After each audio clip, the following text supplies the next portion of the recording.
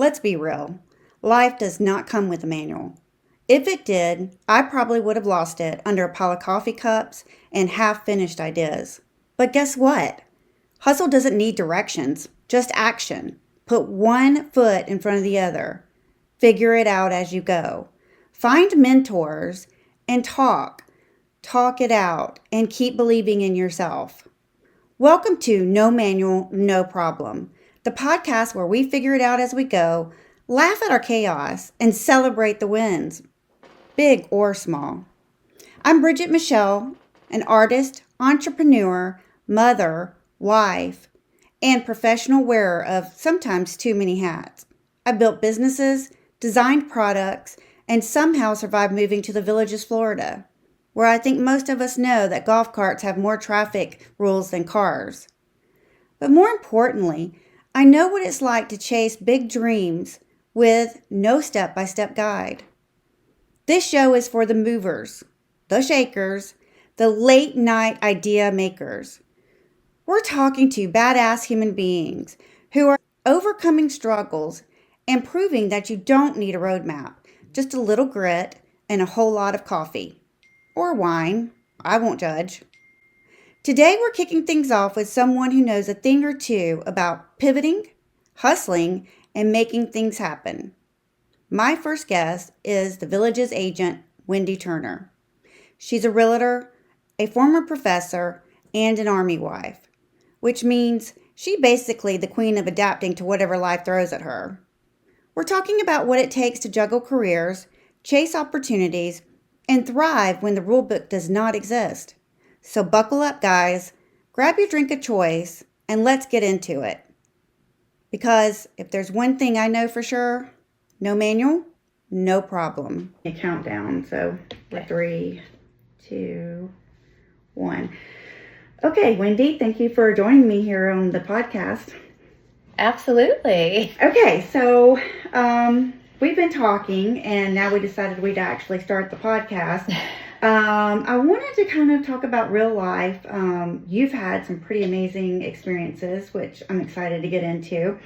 I want to know what brought you here, what got you to the Villages, and what made you decide to be a realtor for the Villages?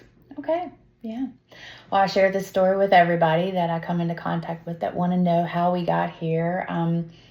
It was during COVID when we were all in that lockdown situation, working from home. And my husband and I used to go to a cryotherapy. Oh, cool. Yeah, where you get into that cylinder and you freeze Yes. for 3 minutes. Was it as bad as like you thought it was going to be? Yeah, it Ooh, is. It's horrible. It's making my legs shiver right now. It's horrible. Okay. But it's the aftermath Right. that you're like, oh, I'm so glad I did that. So actually a friend owned the cryotherapy business, and she kept it open during COVID. So we would go there at least 3 or 4 times a week.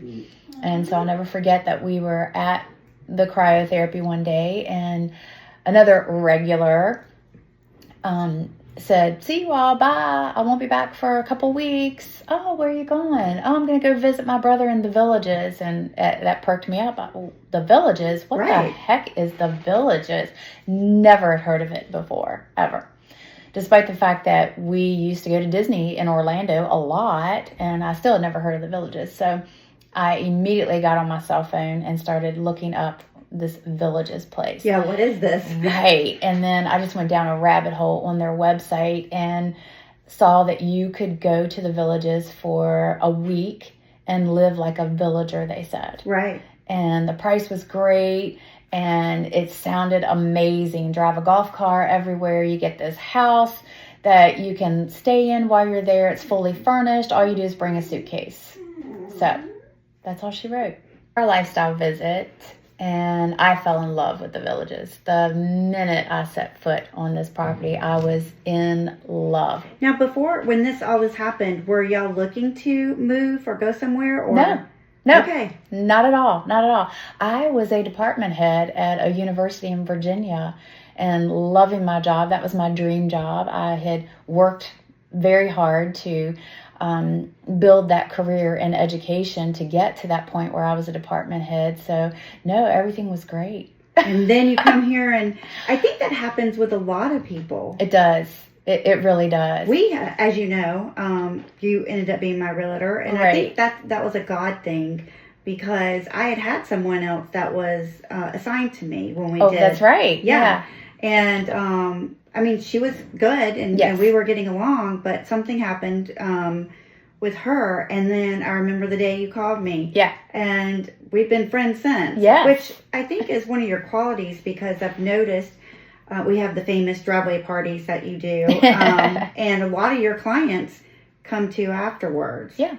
But, okay, so we kind of did the same thing, and I'm sure you remember we had a plan. Yeah. I mean, a plan. Yes. And it was a 3-year plan. Yes. And that plan got expedited to 1 year. Right. And so, but talking to other villagers, that seems to be like they come here, they go to the lifestyle visit, they drink the Kool-Aid, and they're here. Yeah. And we went through the same thing. But we came with no intentions of actually uprooting and moving. My husband was already retired and had been retired for several years from the military. So that piece wasn't as much of an issue as mine, since I was still working. Yeah. But honestly, at the time, our university president had made the decision that everyone who was successfully working from home and managing their departments, and students were happy and so forth, that you could continue working from home. So that kind of was the message that was put out there. Yeah. So that sort of expedited, I could still move to Florida and still work your job from home. Yeah. And so that made it even more enticing. And I just kept pushing and pushing and pushing my husband, because honestly, he was not in the mood for another move, because as you know, with the military, that can come up unexpectedly. Yeah. It can also come up very frequently. And but fast forward to me drinking the Kool-Aid and me seeing how happy my husband was coming here to an area where we don't have the 4 seasons. 4 seasons are great, but as you age, the cold weather doesn't seem as great anymore, or shoveling snow. Absolutely. Yeah. So that was an appealing factor of moving to Florida, period. But just moving to the villages made it even much more appealing. It's so weird, because you come here, and I don't know how much there was at the time that you moved here online. There's a lot of information about the villages, but it's so weird, because you hear it's the adult Disneyland. You hear how great it is. You hear, and also how big it has gotten. But until you come here, until there is like a heartbeat here in the villages, and they're right, it's like a kid kind of heartbeat. I mean, you enjoy things that you can't enjoy. You have any kind of activity. You can be as involved as you want, or not be involved at all. Right. I mean, it's completely whatever you feel like for the day. Right. Which is, I don't know anywhere else that you can do that. You're exactly right. I think you can find smaller communities that try to emulate what we have here in the villages, but nothing on this scale. And if there's something that you have an interest in or desire to do, and we don't offer it here, then start it up. So crazy. Yeah. So tell me, you got here, you convinced Clay to move here. Right. How did you transition to becoming a real estate agent? Right. Well, the whole notion of if your department is thriving and you're doing well, you can continue to work from home, stirred up a little uneasiness amongst the folks who did have to return to campus, because maybe that's just the nature of the curriculum that they were teaching or overseeing, because not everything can be done online, of course. So that became a little contentious, and so they changed that whole message and said that we had to be back to campus by a certain date and time.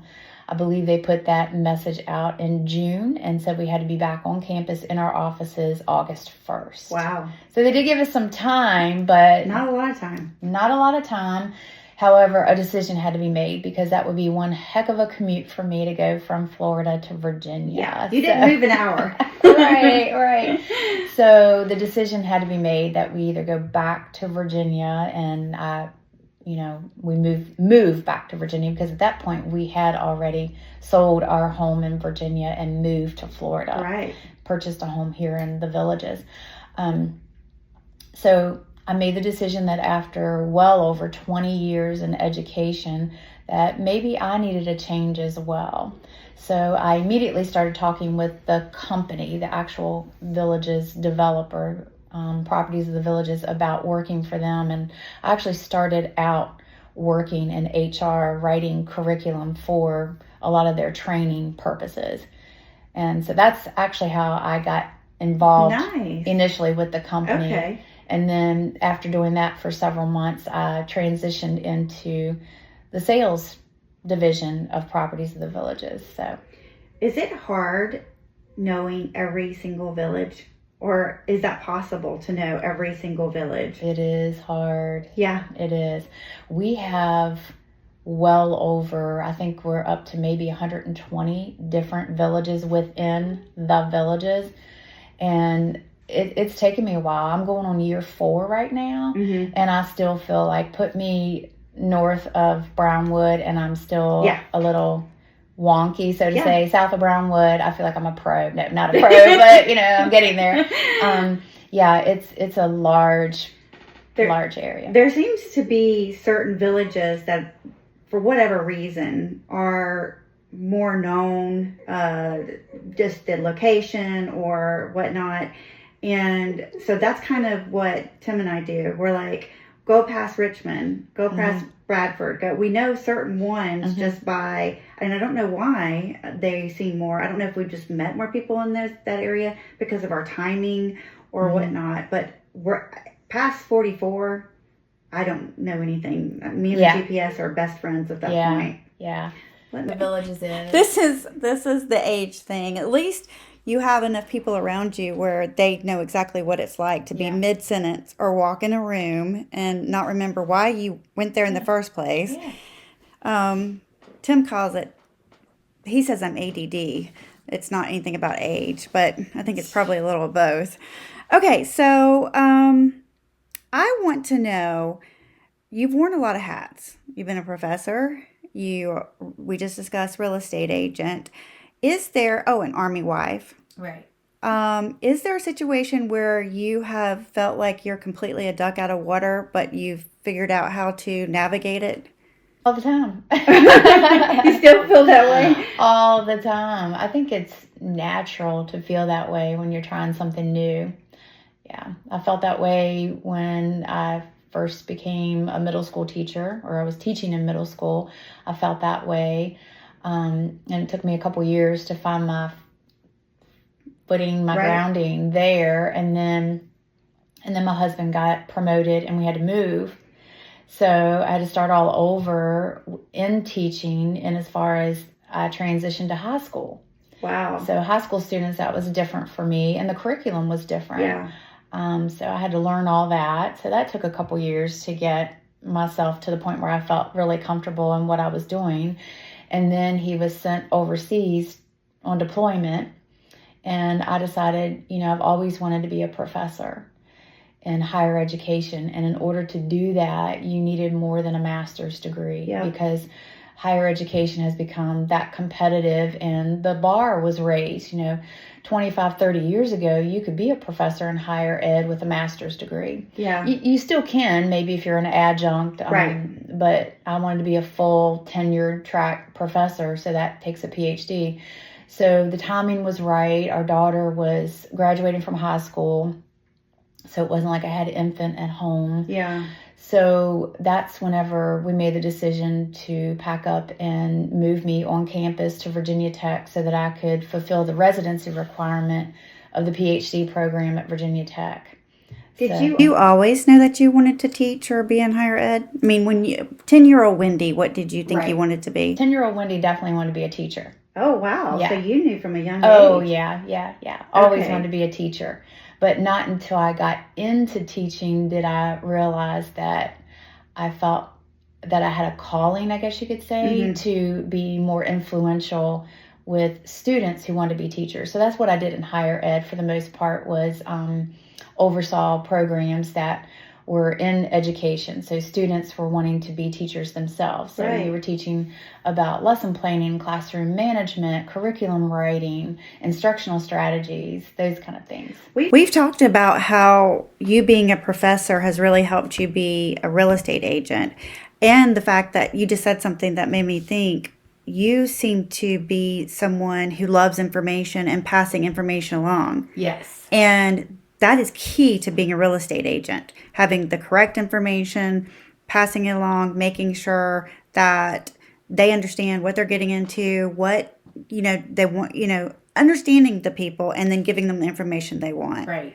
I know when we showed up for our first visit, I remember there was a big bar at the place, the house that we were at. Yeah. And there was maps and information about different activities, what we were going to do. I mean, and that was so impressive to me because, as you learned through that first experience of us together, I'm huge about those exact things, maps, charts, all that. Yeah. So I can see where it's helped you transition over. Right. And I honestly, I'm very candid about this. I don't think I could do real estate anywhere else.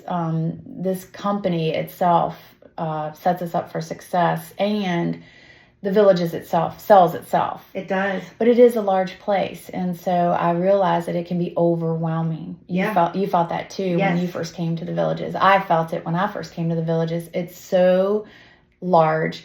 There's terminology that we're not used to. Yep. And you learn that terminology. So I take that complete teacher approach when I work with clients. I'm not a salesperson, I can tell you that right now.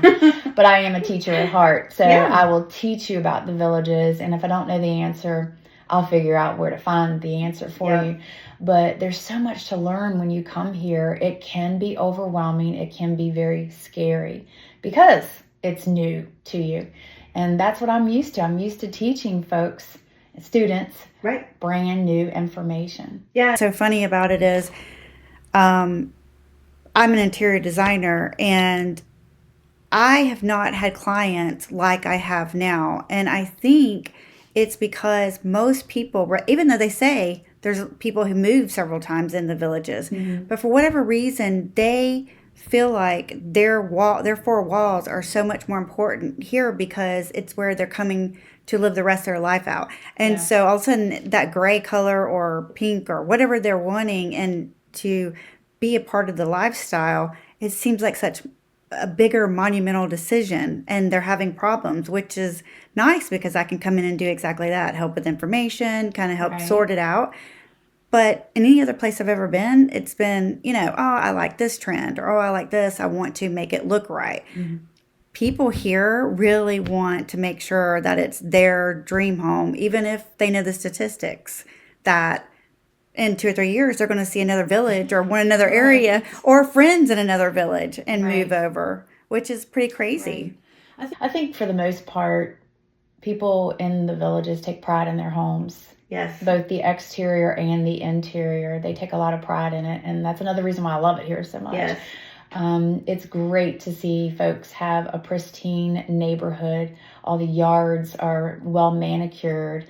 And people just take pride in that. And I love that. Yeah. Walkers, it doesn't matter what time of day. Bikers. Yeah. Those boards. I've seen people on the boards, which I would kill myself, but it's so cool to see so many different people living in an area with different likes, dislikes, and just so happy. I mean, everybody's so freaking happy. Okay, so what would you say? Is there any place in the world that if someone said, we can move you, you don't have to do a thing, that you would go to? I mean, is there anywhere else in the world you'd want to live? Gosh, we've talked about that. Clay and I have. We've talked about that. Are we ever going to go back to Virginia? Or he likes to say, maybe we could be a halfback. Right. I think that's a new term outside of snowbird these days, be a halfback. And we'll start talking about what would that look like and where would that be. And it's never a place that's going to be permanent for us or full-time for us. I think we are always going to be here in the Villages, whether we're a halfback or a snowbird or whatever the new term is that they come up with, by then, a snowflake, or I don't know. They have so many terms out there. They do. I honestly do not see that. I mean, do you, for you? I think we went into this model, this house, when we decided to build, which, as you know, we weren't going to. We weren't even going to go down that road. In fact, I think I told you, I don't like the South. I mean, the North. The South. I don't want the North. The North, yeah. I mean, I do want the North. Oh my gosh, my poor brain. Because I didn't think, the landscaping was mature and all these other things, and I was concerned about it. But when I loved Sawgrass, I loved the outline there, and then when I saw Eastport and what they were doing with Eastport, I was sold. Yeah. And then wanted this house, and everything that we did with this house was, we're going to be here forever. Build, do, pull, everything. Mm-hmm. Yeah. Even though we know the statistics that, I don't know where it's at now. 3 times the average. 2-3 times. 2-3 times. Is 2-3 times. Yeah. Yeah.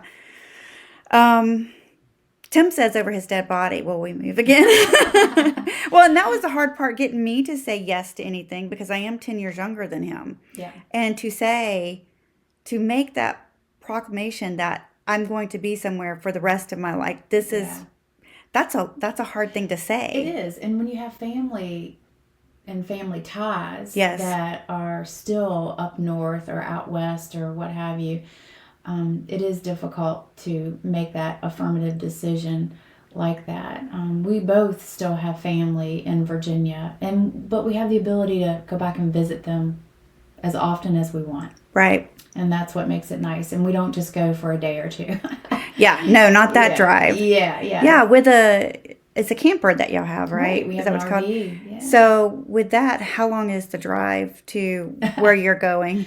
Well, as Clay Turner would put it to you, with Windi and 2 dogs and towing a 40-foot trailer, it's a good 15 hours. So we do stop along the way. Okay. At least 2 stops and break it up, because we're not young pups anymore. No. And the great thing about the dogs is you can kind of blame them for getting out and walking and moving and possibly a potty break. It's not all your fault. 100%. Okay, so tell me, have you ever had a job that it was either part-time, or you wore a costume that was funny, or just something completely that you never saw yourself doing? Oh, I think you're alluding to the fact you know me so well. My short stint in jail. Yes. Right? Yes. That's exactly what I'm alluding to. They didn't tell me I was getting somebody that was in jail whenever I got you from my agent. So, yeah. Tell me about it. Right. So, as the story goes, I was in the process of working on my PhD so that I could get one step closer to my ultimate goal of being a professor in higher education. And I had done everything except for the dissertation. So in the world of education, we call that ABD, all but dissertation. Okay. So I was ABD, and my committee, you always have a committee that coaches you and mentors you throughout the whole process of your PhD journey. They informed me that almost half of them would be on sabbatical for another semester, if not 2 semesters simultaneously. Right. So therefore, anything that I needed done and needed to run by them for each phase of the process would kind of be put on hold. And so I could not see myself just sitting at home for a semester or possibly 2 without doing something. Yeah, that makes sense. Yeah, doing something, because I could not do data collection. I could not do any writing. The coursework was over with and so forth. So I actually took a job at the regional jail in Charlottesville, Virginia. Wow. And they hired me knowing that this was just to totally revamp their adult basic education program. Right. And then I would be out the door and on my merry way into higher ed. So it was a great partnership and understanding that we're going to hire you to do this. We're going to give you free reign to totally revamp our education program. And then when you need to go back and get back on track with your journey, you can. So it was great that they gave me that opportunity. But I'm telling you, I had never been in jail before, ever. Yeah. Ever. That's one way to do it. Jump right in there. Yeah. Did you learn something that you didn't expect? Was there something that surprised you? You know, I learned a lot about people. Okay. People. I mean, if you think about it, folks who are incarcerated in jail are at the lowest point of their life. Yes. And for a lot of folks, it's their first time being at that point in their life, their first time being incarcerated.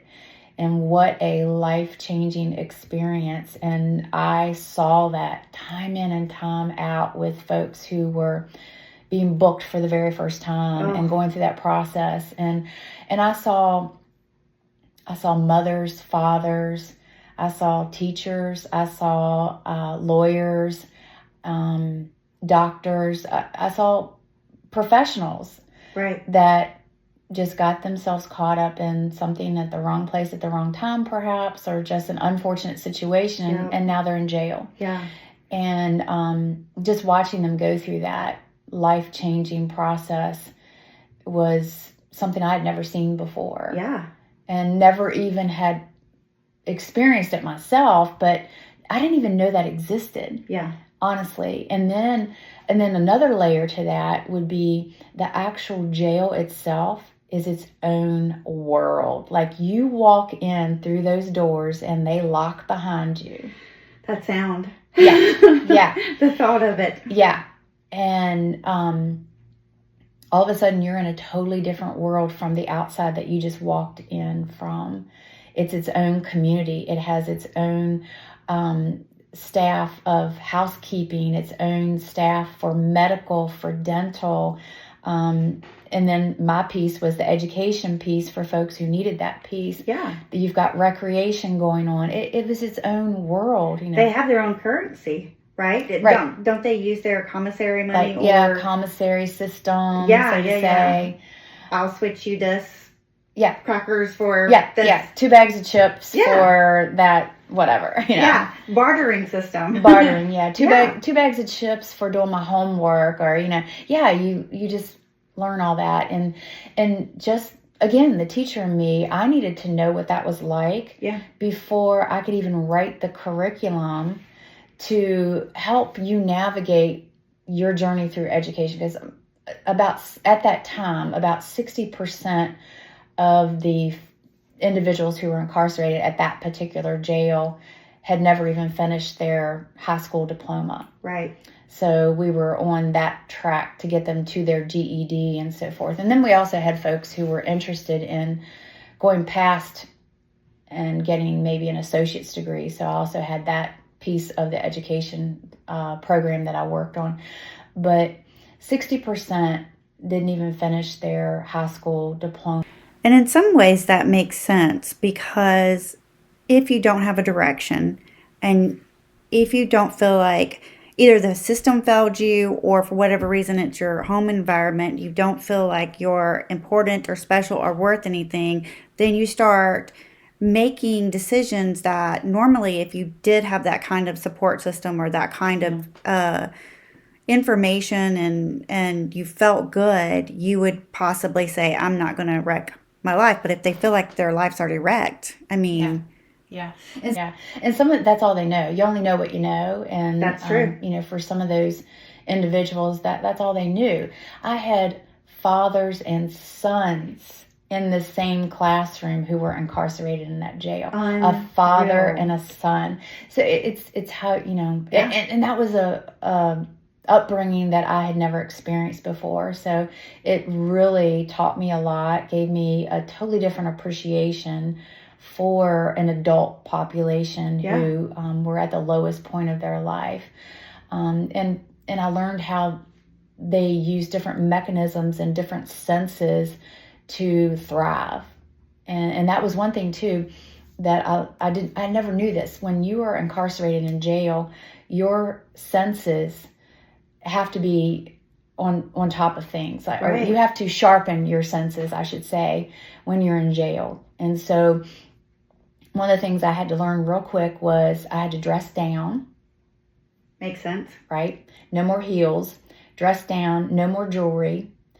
Be very conservative with my makeup, and do not wear anything that had a scent to it. Yeah. So definitely no perfumes, but even lotions that had a scent to it, because of the awareness that was heightened with these individuals' senses. Right. And that could go south. So I just learned a lot, and I would never ever take any of it back. I learned so much from that. Were you expecting that, or were you just No. trying to find something? So it was like, I'm Not gonna get at this, all. and then Yeah, I was just so focused on, I'm doing what I know best. I'm going Yeah. to go in and be creative and write a curriculum that is focused on these objectives and these goals. And when I know the objectives and the goals at the end result, then I can work backwards from it and start creating that curriculum. I had no idea that these variables would come into play. And I'll give you a good example because I love this example. I hired a math teacher. Mhm. And of course, even with this program that I was overseeing, it had to be taught by educated, licensed Right. teachers. So I hired a math teacher. And as we were talking about the curriculum, the math piece of the curriculum, he would say, okay, so Windi, this is how I'm going to teach basic fractions and how to divide. Mhm. And he went down this road of giving me examples. So I'm going to show them where if you have a dime baggie of illegal drugs and you sell it for X amount, then what is going to be your profit if you've got to pay the dealer a third and your runner a third, Right. and then you keep a third? And I was like, oh my gosh. Ingenious. Because Yes. they can see it. Because this And is a world that they kind of know. Right. Like, talk about making it real world application. Absolutely. I was like, we're going to have to do this, aren't we? Yeah, and you don't think about things like Right. that. Right. But- I didn't learn fractions that way. No. No, I didn't either. Right.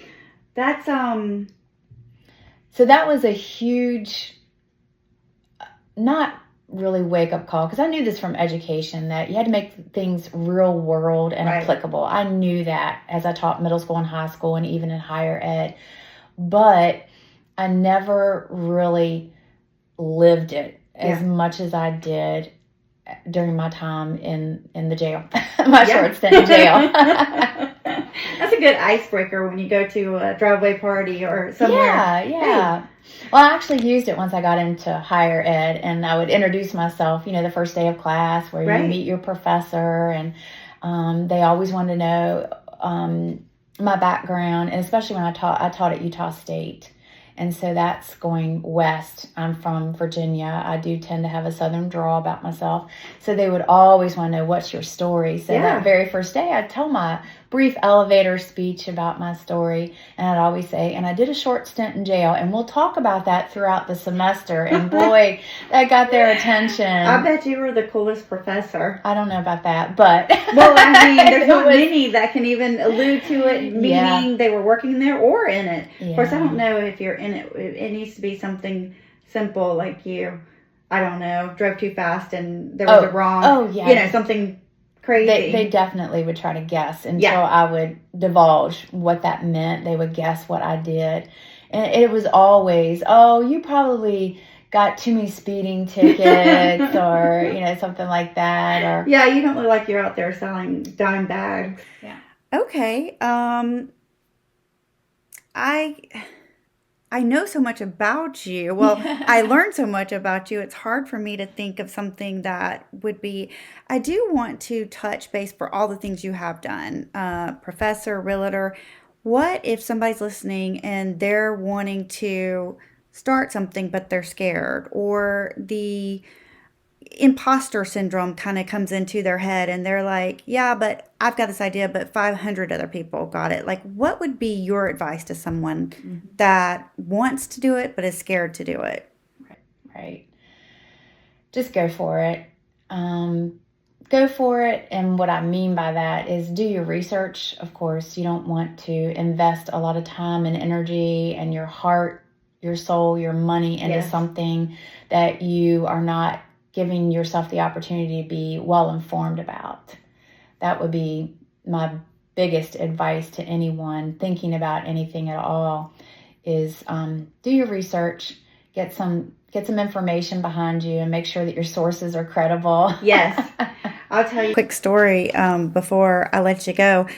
My cousin, and I think I've told you this, she has a spa, and she actually was working for some doctors not doing drugs, selling drugs or whatever you call them. And then she kind of got into the beauty world. And so she opened a salon that does Botox and all kinds of cool things. And years ago, I thought, how cool. That would be awesome. Yeah. And the process of getting involved in the salon or whatnot was you had to go to massage school. And that was part of, that's kind of where you started. And then you moved up. And so I told her, hey, I'll do this. And then I'll come up there and I'll be a partner in the salon. And she was like, perfect. So without doing any research, without really thinking it too far through, I just signed up. I was in Birmingham, Alabama at the time, and got through all the technical part. Love information, love knowledge, loving it. Well, this was a very expensive school too. And it was probably 3 months into it. They're like, okay, now that you've learned all the technical, you're going to have to massage and touch real people. And I don't know if they did on purpose, but it wasn't the best looking people or the youngest people.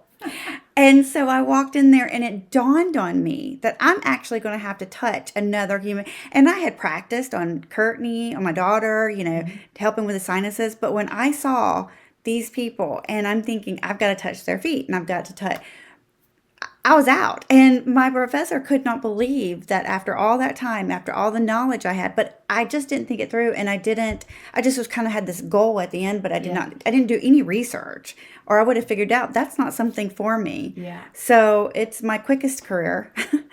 One that never got started, but spent a lot of money doing. So absolutely do your research. Absolutely do your research. What a great example though. And as you're telling that story, I'm reminded of the times that I did that too.